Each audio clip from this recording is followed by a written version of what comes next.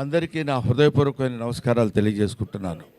బాబు hello అన్నాను ఇట్రా అక్క. ఇప్పటికే కాలాతీతమైంది. మీరెంతో ఓపికగా నన్ను ఆశీర్వదించడానికి వచ్చి నన్ను మీ మంచి హృదయంతో మీ సంపూర్ణమైనటువంటి ఆశీస్సులు అందజేసినందుకు నా హృదయపూర్వకమైన నమస్కారాలు తెలియజేసుకుంటున్నాను. శిరస్సు వంచి పాదాభివందన చేసి మరీ తెలుసుకుంటున్నాను. ఇక్కడ ముఖ్యంగా చెప్పాల్సినటువంటి విషయం, మర్చిపోకుండా చెప్పాల్సినవి కొన్ని ఉంటాయి.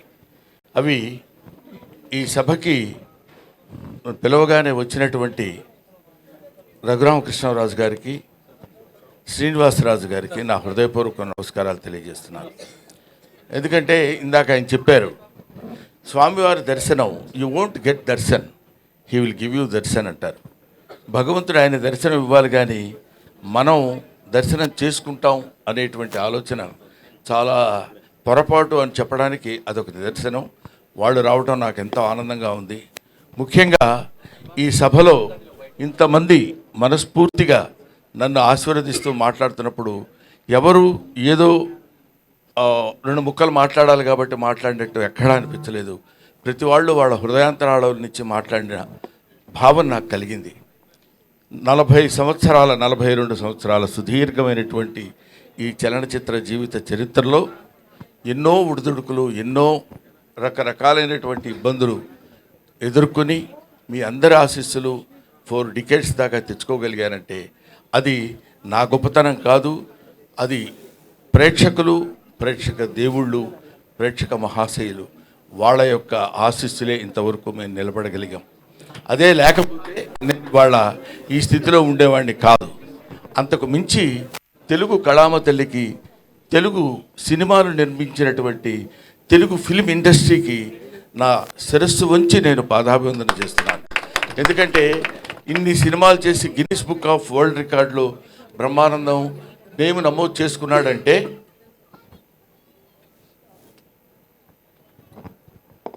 ఇన్ని సినిమాల్లో చేసి పేరు నమోదు చేసుకున్నాడంటే ఇన్ని సినిమాలు చేయటం గొప్ప కాదు, ఇన్ని సినిమాలు నిర్మించినటువంటి నిర్మాతలు, దర్శకులు ఉన్నటువంటి తెలుగు కళామతలి యొక్క గొప్పతనం. వాళ్ళు నిర్మించిన అన్ని సినిమాలు ఉండబట్టే మేము ఇన్ని సినిమాలు చేయగలిగాం. కాబట్టి ఇటువంటి అవకాశాన్ని నాకు కల్పించినటువంటి మహనీయులకు అందరికీ చిన్న పెద్ద తేడా లేకుండా, ప్రభువెక్కిన పల్లకి కాదు అది మోసిన బోయీలు ఎవ్వరని, లైట్ మెన్ దగ్గర నుంచి అందరూ అందరూ అందరూ ప్రతి వాళ్ళు సహకరించి మేము ఈ స్థితిలో ఉండటానికి, ఈ స్థితిలో ఉండేటువంటి పరిస్థితికి తెచ్చినందుకు వారికి శతద సహస్రద పాదాభివందన చేసుకుంటున్నాను. ముఖ్యంగా నేను ఈ ఫిలిం ఇండస్ట్రీకి రావడానికి మూలకారకులైనటువంటి వ్యక్తులు మా గురువు గారు కీర్తిశేషులు జంధ్యాల గారు, తర్వాత చిరంజీవి గారు, ఆ తర్వాత రామానాయుడు గారు.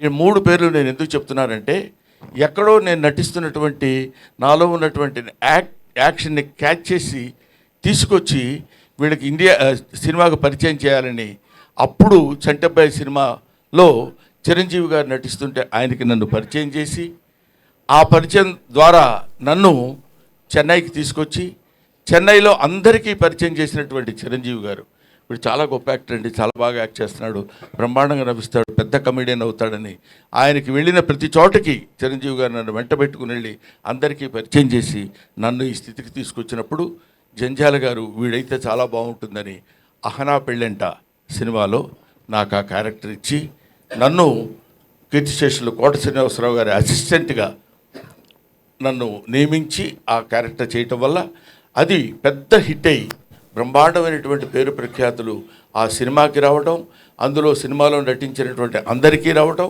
ముఖ్యంగా కొత్త వాళ్ళైనటువంటి కోట శ్రీనివాసరావు గారు, అప్పటికే ఆయన లబ్ధప్రతిష్ఠుడు, ఆయన తర్వాత నాకు ఆ పేరు రావడం నాకు చాలా ఆనందంగా ఉండి అలా అలా అలా అలా అలా వెనక్కి తిరిగి చూసుకోకుండా ఇన్ని వందల సినిమాలు నటించగలిగాను.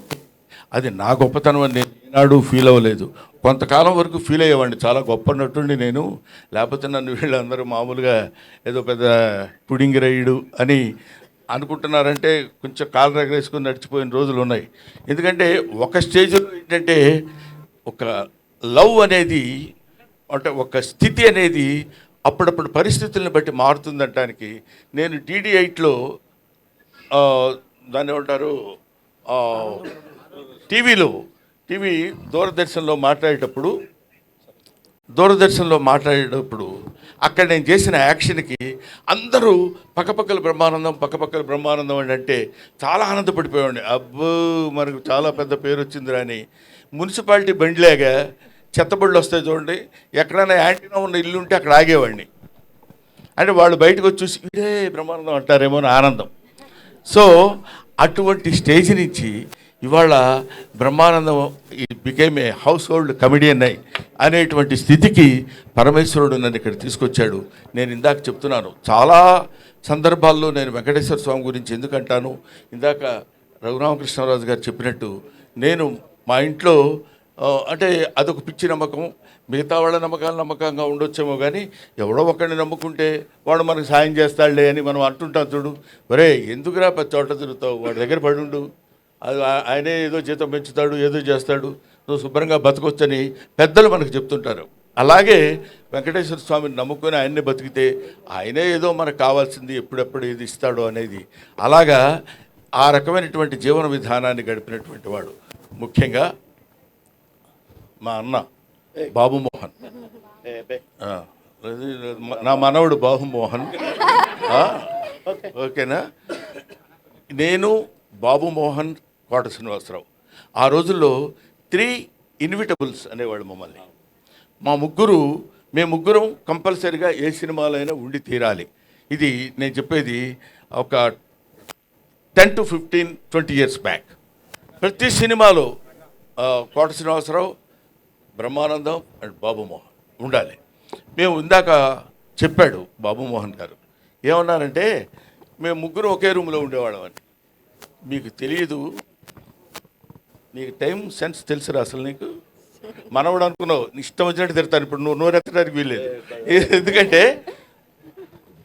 6:30కి గౌతమ ఎక్స్ప్రెస్ ఎక్కి సికింద్రాబాద్లో, పర్లేదు పరువు ఉంటే కదా పోవటానికి, 6:30కి గౌతమ ఎక్స్ప్రెస్ ఎక్కాలి. వీళ్ళిల్లు సికింద్రాబాద్ పక్కనే. కరెక్ట్గా 6:31కి ఒక వ్యక్తి ఒక బ్యాగ్ వాడి చేతిలో పట్టుకొని పరిగెత్తుకుంటూ వచ్చేవాడు కంపార్ట్మెంట్ దగ్గర. ఎవరు ఏంటి ట్రైన్ కదులుతున్నప్పుడు పరిగెడుతున్నాడు ఏంటి అనుకునేవాడిని. చూస్తే వీడు ఒక క్యారేజీ చేపల కూర, అందులో ఏదో పప్పు, ఇంకోటి ఏదో. అన్న నీకోసం చేపల కూర తెచ్చినానే. ఎవరికి తెచ్చాడు, వాళ్ళు ఎక్కకపోతే ఏంటి పరిస్థితి అని ఎక్కి శుభ్రంగా తిని పడుకునేవాడు. పడుకుని ఒక అర్ధరాత్రి పూట అని ఏంటా ఏమైందంటే, చలిగా ఉంది బావా, చలిగా ఉంది. ఏంటి చలిగా ఎందుకుందిరా అంటే, అప్పుడు ఒక ముద్ద తగ్గించుకొని తింగితే ఆ చలి ఉండదు, పాడు ఉండదు. ఏసీలో పడి మళ్ళీ కింద కూర్చోబెట్టి కింద పడుకోబెట్టి ఇలాగా పాటకు వెళ్తుంటే టికెట్లు ఉండవు. ప్రొడక్షన్ మేనేజర్ టికెట్ గురుగారు మనకి నిర్ణయాలు వచ్చేస్తాయి. అదే మామూలు టికెట్ అనుకునేవాళ్ళం మనం, ప్లాట్ఫామ్ టికెట్ అనమాట. అది తీసుకుని అక్కడికి వెళ్ళిన తర్వాత మొత్తం ప్రతివాడు మేమారా బాబోను ఏంటో టికెట్ లేదా, కన్ఫర్మ్ లేదండి, పోనీ అక్కడ కూర్చోడాడు పక్కన, ఏది లెట్రిన్ పక్కన మరి కూర్చో. అది ఇలాగా అంటే నవ్వించేవాడి జీవితాన్ని గురించి చప్పట్లు కొట్టేవాడికి అనవసరం అంటారు కదా. మీకు అనవసరం, మీకు మేము నవ్వించాలి. ఎన్ని తిప్పలు పడి నవ్విస్తామంటానికి comedy comes from the zenith point of tragedy. Zenith point బాగా భయంకరమైనటువంటి ట్రాజడీ నుంచి కామెడీ వస్తుందని చెప్తారు. అది ఎందుకంటే ఇదిగో ఇలాంటి కష్టాలని మాకు అనవసరమయ్యా, నువ్వు నవ్వించు, మాకు నవ్వాలి. నువ్వేం పడితే మాకెందుకు, నువ్వు రైల్లో టికెట్ లేకపోతే మాకెందుకు, ఉంటే మాకెందుకు. కామెడీ ఏం చేస్తున్నాడు, మామూలుగా మాకున్నటువంటి మొహాలు అంతంత మాత్రం. ఈ మొహాల్ని మళ్ళీ ఇందాక మన మిత్రి సత్య చెప్పినట్టు మా మొహాల్ని వికృతంగా మార్చుకుని, వాడు ఇలా కొట్టబోయాడు అనుకోండి, ఇలా అనాలి, అలా అంటే కానీ నవ్వరు. అలా నవ్వటం కోసం 24 గంటలు ప్రయత్నం చేసి రిహార్సల్ చేసుకుని కష్టపడి తీసుకొచ్చి మిమ్మల్ని నవ్వించడానికే మా ఏడుపంతా. అటువంటి